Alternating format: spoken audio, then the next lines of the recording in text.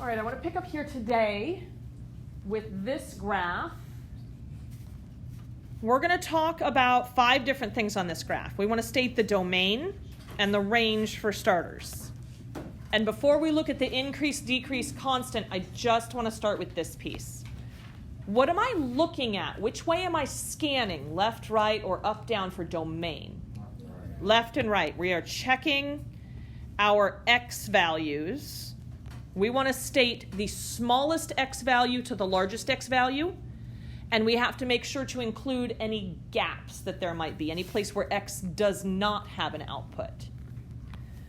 So as I'm going back and forth this way across the graph, I notice that there are x values here, starting here, and it goes all the way up until where? All the way to here. So this is part of my domain. Moving from left to right across here, where does it pick up again? Because I notice there's a gap here. Picks up, remember we're reading this off the x-axis. So it picks up here at -1, and it goes until where? Until +1. So right in here. And then we've got a bit of a gap again. I have to make a forward jump. And it picks up again for the final time where? At 2, and goes until where? Until 4. So scanning from left to right, all I'm doing is reading the x values where a graph exists here.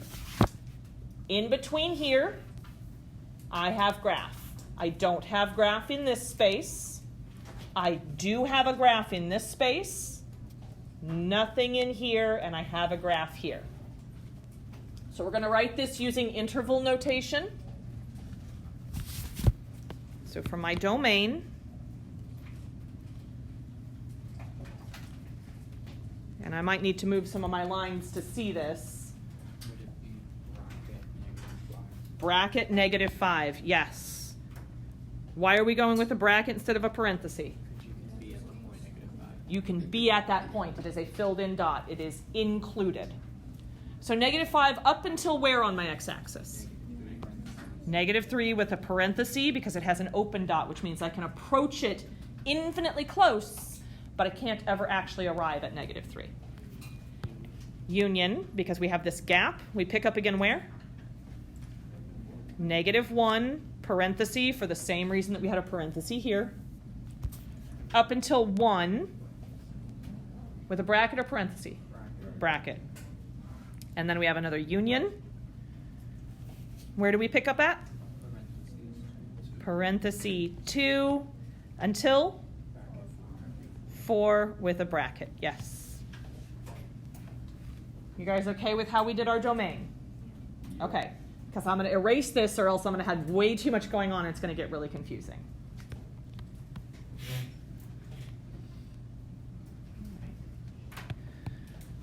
For the range, which way am I going to scan? Up and down.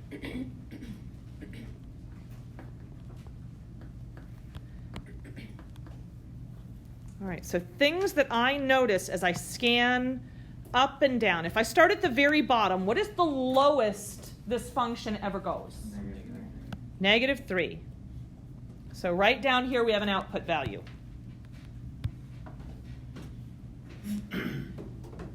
Does it extend like above and below -3 right there? No, it just holds at this constant -3. Then we have to make this jump, so I know I'm going to need a union. Where is the next lowest this graph ever goes? -1. So right here, up until where? Yeah, up until here. In this space, somewhere between these two, we can hit every single value in between -1 and +4. Using just this side of it, I can hit everything between -1 and 3. If I come over here, I can still get an output of 3, and I can go a little bit higher. So somewhere on this graph, I can hit every single output value between -1 and 4. You guys okay with that? Is there any value on here that I could substitute in for x that I would have an output, a y value of -2? No. No. There is no part of the graph that exists right here. But it does exist right here with this single value. Do you guys remember how we mention a single value? In between lines. Yeah, we do the squiggly brackets or the curly brackets. So for my range, I can have an output of exactly -3. That's in this space right here. Or I can get outputs in between -1 and 4. Should I have parentheses or brackets here? Brackets. We can get exactly -1. I have a filled in dot there. And I can get all the way up to exactly 4, and I can get everything in between. Question. Yes, sir. So for the -3, how would we know that it's between squiggly lines if one is filled in and one isn't? So this one gets squiggly lines not because of the filled in and not filled in dots, but because as I scan this, it's not going up or down at all from here. It is just a single output value. So we wouldn't look at if it's filled in or not? No. I'm sorry, one more time. So we wouldn't look if it's filled in or not for that one? Correct. On this one, no. If it had a tilt to it at all, if I was looking at multiple output values here, then yes. The reason I don't need to worry about that is it is possible in this space to get an output of exactly -3. It's not possible right here, but it is possible here and here and here and here and here. And if they were both like not filled in? If both ends were not filled in, I could still get exactly an output of -3 right there.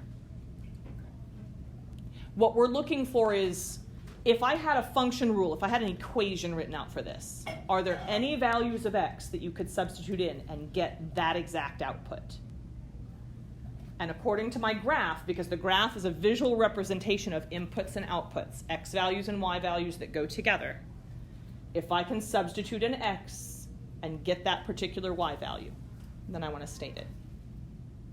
Does that make sense at all? Yeah. Okay.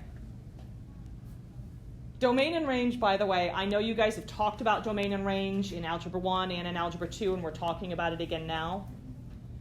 This is a concept that continues to come up. These are very high-level concepts. We can start talking about them at lower levels to introduce you to the ideas, but the idea of domain and range are very, very high-level concepts. So if certain pieces of domain and range feel confusing, that's not uncommon. I still want to clarify and I want you to understand, but it is common to look at something like this and be like, I see how you got that, but I'm not sure how you're getting this other part of it. Do you guys have any other questions about the domain and range here on this one? All right, then we want to talk about increasing, decreasing, and constant. All right, so places where my graph is increasing means that if I was going to draw this graph with my pencil, where are the parts where my pencil would be going up as I move from left to right? No, that's decreasing. It would be -4, 1 to -3, 1. Close. Oh. So we're not going to state the y values. All I need to talk about with the y values is when I say they are increasing. So I know that that output is going up, getting larger as I move from left to right through this interval. So we're only going to state the x values where that's happening. Where did we begin our increase at? -4. -4. Bracket or parenthesis on this? Bracket. Bracket. So we began our increase at -4, and our y values stopped increasing where? At -3. Should we have a bracket or parenthesis there? Parenthesis. Where's the next place that my pencil would be going up as I move from left to right? Yes. From right here to right here, I would be increasing. Right, so union from 3 to 4, brackets or parentheses here? Brackets around both of them. So far, so good? All right. Decreasing. What am I looking for now? -5. Yes, where it's going down as I move from left to right.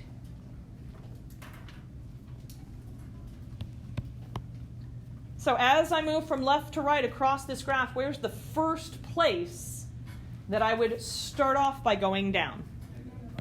-5. Yep, -5 down here until I get to -4. Brackets or parentheses? Brackets for both. Brackets for both. Is there anywhere else on this graph that my pencil would be going down from left to right? 2 to 3. 2 to 3. Parenthesis around the 2, and then a bracket around the 3, because my 2 has an open circle here. And down here we had a filled in dot. So far, so good? Last piece we need to talk about is where it is remaining constant. Yes. So this is where my y values are showing no change, no increase, no decrease. So I'm looking right here from -1 to 1. For all of those x values, my output is the same. Brackets or parentheses? Parenthesis and then a bracket. Beautiful. Would we have to keep that one in interval form, or could we say the absolute value of one? So when we're talking about domain range, increase, decrease, constant, standard notation is interval notation, because you're stating for all values of x, this is the case. Okay. Yes, or for all values of x in this span. This is what's happening there. The idea behind being able to state this is that somebody else could sketch a reasonable approximation of this graph without even seeing it. If they have the domain and the range, they know where it's increasing, where it's decreasing, and where it's staying constant. That is enough information to recreate this graph without ever having actually seen it. All right. I want to try to take these ideas and do just that. We are going to recreate a graph. Because I don't give us domain and range on here, your graph could look slightly different than mine, but it's going to have some key features in common.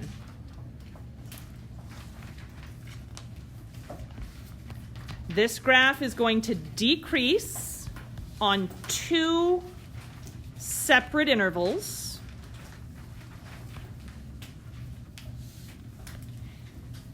And it is going to increase on 2 separate intervals.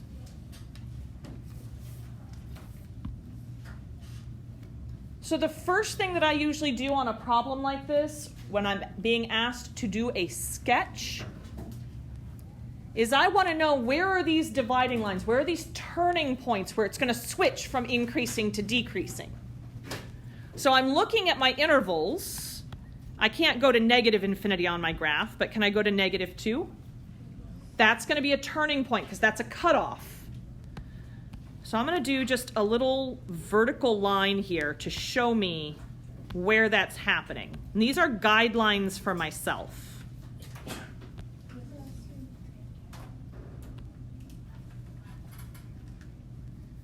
Where else could I put a guideline? 1. At 1.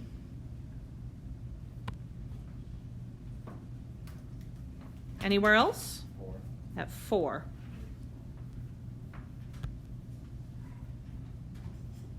How many intervals did they tell me about? Up at the top. 4. 4 intervals overall. 2 increasing, 2 decreasing. 4 total intervals. I've just taken my graph and split it up into how many parts? 4 parts. I've got one over here, one here, one here, and one over here. What's it doing over here? Decreasing. decreasing. Just making little notes for myself before I draw this in. What's it doing in between -2 and 1? Increasing. In between 1 and 4? Decreasing. And from 4 to infinity and beyond? Increasing. All of this stuff that I just did was for my own benefit, so that I can sketch this graph in, so that I know what it's doing and where it's doing it at. I need to draw something over here, but my pencil needs to be going down the entire time over here, until I hit this dashed line. So you might have it come in very slowly. That's decreasing the entire time. It might be coming in very sharp like this, as long as my pencil is going down the entire time, until I get to this point here. Because then it's going to turn and do what?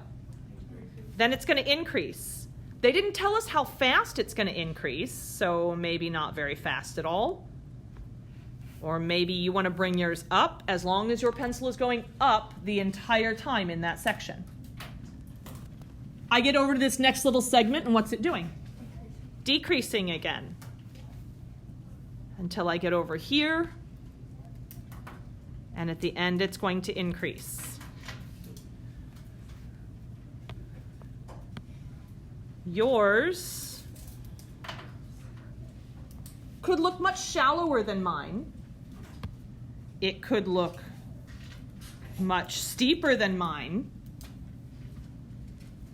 Overall, it needs to have a vaguely W shape, because it's going down, then it's going up, then down again, and then up at the end. But they're not very specific about how steep the down and the up parts are. You get to make that decision on this kind of sketch. So far, so good? Yes, sir. How come none of them are brackets? Good question. On increasing and decreasing stuff, a lot of times, and this is curriculum to curriculum differences. I've heard it phrased this way, that when you are down at the bottom of a valley, so down at one of those low points, one of those turning points, are you still actually actively decreasing at that point? Are you yet increasing? So a lot of times that dividing line, they'll say, well, you're neither increasing nor decreasing at that exact moment, so we're going to use a parenthesis there. I'm not going to get real picky about the brackets versus parentheses on increasing and decreasing notation. For domain and range, absolutely, we've talked a lot about that, but because there's still some slight differences in the way PhD level professors handle that, I'm not going to get picky about that kind of notation at this level. Very, very good question. All right. I want to look next at something called we're going to look at domain and range from functions. I'm getting ahead of myself here. Finding domain from just a function rule.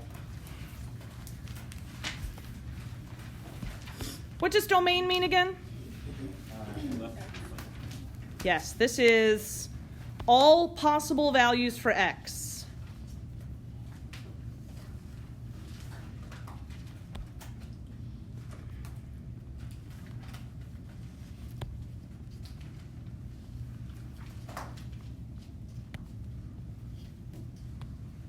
For a lot of functions, our domain is all real numbers. Anything we want to use for x is perfectly fine. Sometimes there are restrictions on that, and that's when we have to be very careful about our domain.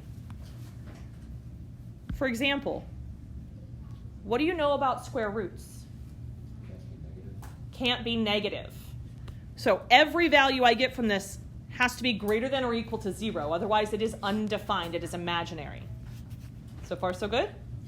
All right, so we want to try to determine what those values for x are. So 4x minus 1 underneath my square root, this all has to be greater than or equal to 0. How do I go about starting to figure out the values for x that would work there? I can square both sides. Is that something that I can do here? Yes. And so I'm going to square both sides. So that means 4x minus 1 would have to come out to be greater than or equal to 0. Which means 4x is greater than or equal to what? To 1. Which means x is greater than or equal to 1/4. So now I want to write this. We write our domain using interval notation. How do I explain that the only valid values for x are greater than or equal to 1/4? 1/4, so it's going to be bracket 1/4 and then infinity. Yes, bracket 1/4 to infinity is my domain.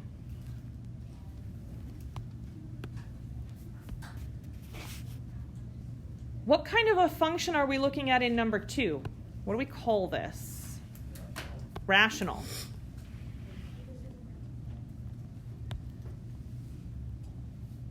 Rational functions, fractional functions. 0 can't be denominator. Yes, our denominator cannot be equal to 0. Any other value is totally fine. Positives, negatives, fractions, decimals, as long as what we put in for x does not make our denominator a 0. So In this case, 1 or -1. -1. What do I want to do to this piece right here so that I can find those? Well, Starts with an F. Factor it. I want to factor this so that I can specifically see those values for x. So x plus 1, x minus 1 cannot be equal to 0, which means x cannot be equal to -1, x cannot be equal to +1. And those are the only two things that x cannot be. It can take on any other value. So when I go to write my domain, I can go from -infinity all the way up to -1. Would I have a bracket or a parenthesis around the -1? Parenthesis. Union. Are we allowed to have values in between -1 and +1? Yes. So from -1 to +1 would be okay. Parenthesis again around the 1. Why? Cannot be equal to. The bracket means it can be equal to. Can we have values that are larger than 1? Yes. So union 1 to infinity.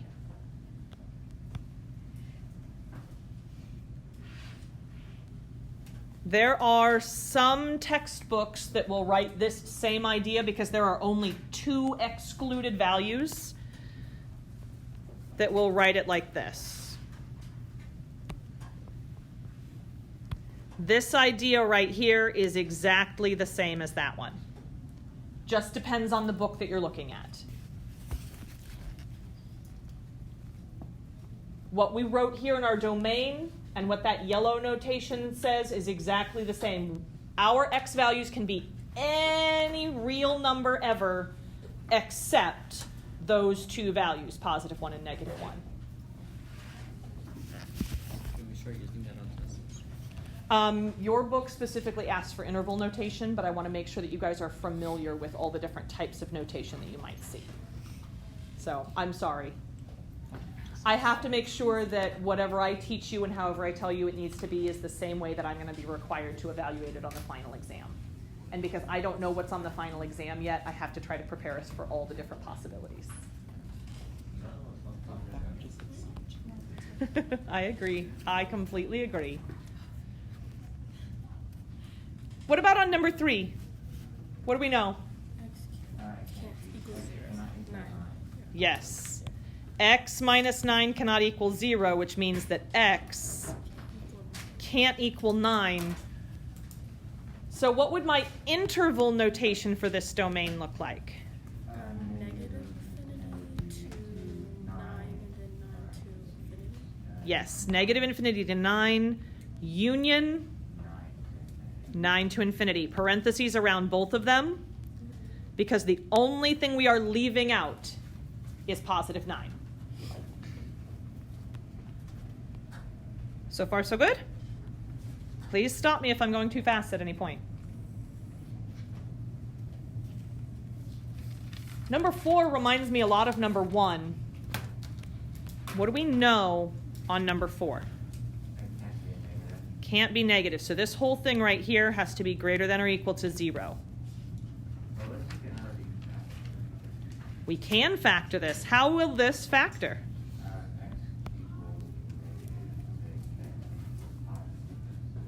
-6, Those would be solutions. How does it factor? X plus 6, X minus 6. X plus 6, X minus 6, yes. And Matthew, it's not that what you came up with isn't valid. We are going to need to use those pieces, but I also need to see what my factors are. So I know that -6 and +6 are going to be important values, but I mean, do I just leave those out? Do I want the ones smaller than -6 and bigger than +6? Do I want the pieces that are just in between? well, X can't equal 6 or -6. It can be equal to, because I can have a 0 underneath my radical. The square root of 0 is 0, so that's valid. You can't have it equal to -6. Well, if I put -6 in the place of x, It equals 36. I'd have 36 minus 30. Do you guys remember when we did our sign charts with the pluses and the minuses? We can use that same idea here.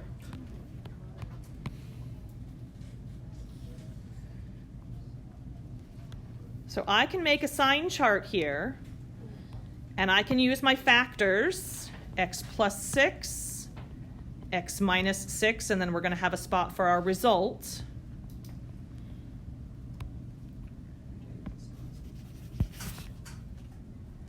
If I pick out something smaller than -6, give me something smaller than -6 that's nice and easy. -7. -7 sounds good. -7 plus 6, what kind of result do I get? Negative. What about -7 minus 6? Negative. If I multiply two negatives together, I get a positive. What about if I choose something in between +6 and -6? 0.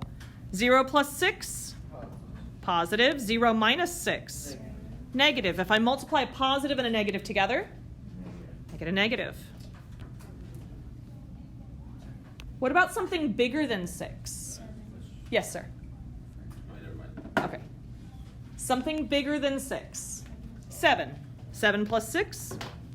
Positive. 7 minus 6? Positive. If I multiply two positives together, I get a positive.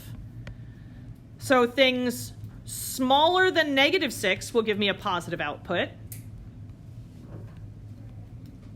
And things larger than -6 give me a positive output.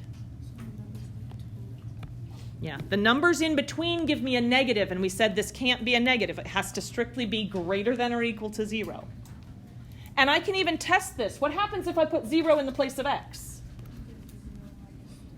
0 minus 36, so I end up with a -36 under here.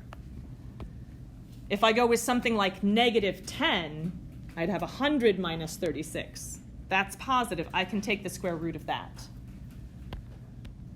So -infinity up to -6. Bracket or parenthesis here? Can it be equal to -6? Yes. Because that would give me a 0 under the radical, and I can take the square root of 0. Union, because it can't be these values in here, where does it pick up again? Bracket 6 to infinity. Here's my domain.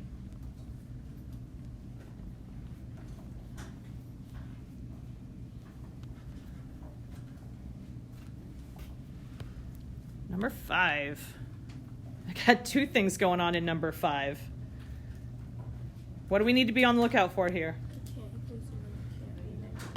Can't be equal to 0, and it can't be a negative. So this has to strictly be greater than 0. No brackets, only parentheses here. So if the square root of 2x plus 6 has to be greater than 0, then 2x plus 6 has to be greater than 0. So far, so good? Squaring both sides. Which means 2x is greater than what? 2x is greater than negative 6. So x is greater than negative 3.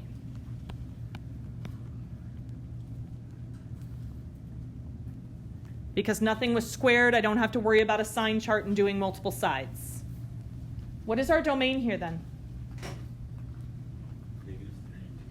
Negative 3 to infinity with parentheses. As long as we choose values that are greater than negative 3, I will get a positive value in my denominator.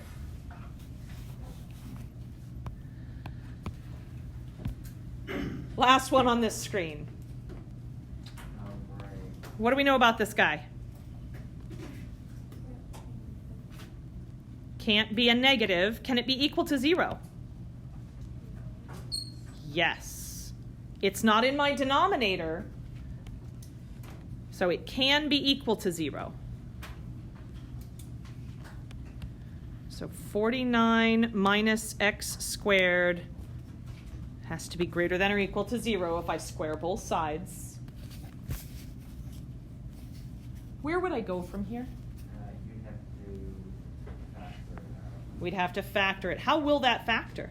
Negative x plus 7 and x, well, negative x. Can we just take out a negative 7 plus x 7 like a GCF negative 1? You could take out a GCF of negative 1. I think that makes a little bit more work, personally. This would just be 7 minus x, 7 plus x. If you take a negative 1 out of each piece, you'd have a negative, but then you have to keep that in mind when you're doing your sign chart. So while it's not wrong, I feel like that's another place where there would be the opportunity for a simple mistake when you understand the overall concept that you end up missing the question. I'm going to do a sign chart again because we have our factors, and I don't know. Over here, it was these outside pieces. It could be the inside. It can't just rely on what happened before. I actually have to go in and test this. So positive 7 and negative 7 in my sign chart here.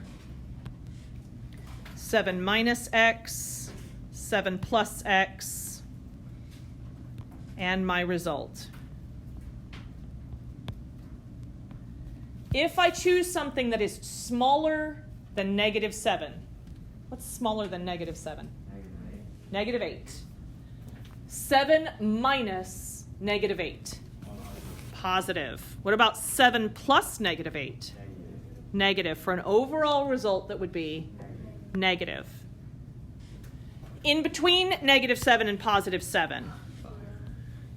0, 5. Positive. Positive. For an overall positive result. Something bigger than 7. 8. 7 minus 8. Negative. 7 plus 8. Positive for an overall negative result. This time I want the values strictly in between negative 7 and positive 7. So my domain, negative 7 to 7, brackets or parentheses? Brackets, because? Yes, it can be equal to. I can have a 0 underneath my radical. That is allowed.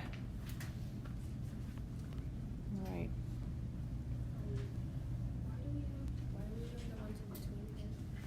Because we need this to be greater than or equal to 0. So it has to be positive values. Things that are bigger than 0 are positives. When I did my sign chart, if I chose values smaller than negative 7, it gave me an overall negative result. And we can test this if we substitute in. Like if you say negative 10, if I put a negative 10 in here and square it, that would be 100, right? 49 minus 100, I'm going to get a negative under my radical. And that's not allowed. Yes, Erlen? How would we know when it's equal to 0 and when it's just greater than 0? So if I'm looking at my original function and it's okay to have a 0, like in this case underneath the radical, then I can use a bracket. Here, if this is equal to 0, I can't have a denominator that's equal to 0. That makes it undefined, so I would have to have parentheses there. X in the denominator does not equal 0, then B equals. As long as x in my denominator does not make my whole denominator equal to 0. So we want to be looking for what are the rules about that type of function. With square root functions, my rules are it can't be negative, but it can be 0. Number 5, we had 2 different things going on. I had a denominator, so I knew it could not be equal to 0, but because of the radical, I also knew that it could not be a negative. Does that make sense? No? Can you have a negative under your radical? No. That'll make it imaginary. You can't have a negative under your radical. Imaginary numbers are real numbers. Exactly. Imaginary numbers are not real numbers, and when we're talking about functions, I need real output. Okay. Which, in that case, would mean it never hits the x-axis. For the imaginary. Yeah, imaginary things would never hit the x-axis. All right. We need to finish this up with talking about difference quotients. We did stuff that looked a lot like this before. We're revisiting this idea. So I'm going to take x plus h, and I'm going to substitute that into the function that they gave me over here in the place of this x. So I would have 4, and then inside parentheses, x plus h plus 3. Minus that original function with x substituted in. Please, please, please, please, please do not forget parentheses there.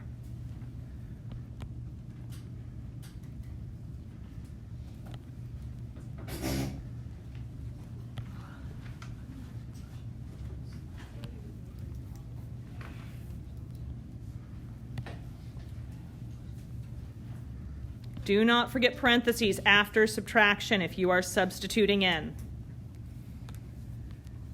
Because we need to remember to distribute that subtraction to both pieces. So I would have 4x plus 4h plus 3 minus 4x, not plus 3, because we distribute, oh, sorry. That is a negative there, and the original function had a positive, so that's my mistake. Yeah, I was going off of what you wrote. And you were not wrong going off of what I wrote, but what I wrote was wrong. And then the 3's cancel. Right. The 3's are going to cancel, And the 4x cancel. and the 4x's are going to cancel. And then h cancel. So I have 4h over h, and the h's are going to cancel. So this whole thing simplifies to just 4. Yes, ma'am. How did you even start? Why? Why is that all complicated? Why do you Took x plus h, put it in the place of x. So I have 4 and then x plus h plus 3. Because that's what that says. That's what that means. It says take whatever's inside the parentheses and put it in the place of the x over here. Guys, the reason that we're looking at these difference quotients, and we'll do another one tomorrow, difference quotients are often the output of some basic calculus operations. The calculus part of it is very simple, but then you end up with something that looks like this, and we have to know how to simplify it from there. So I want to make sure that we know how to do the algebra that will come later. All right. 5.4 homework is due tonight. Tomorrow we will, or sorry, 3.4. I'm thinking we're going on to 3.5, so I have a 5 stuck in my head, sorry. 3.4 homework is due tonight. We will dig into 3.5 tomorrow.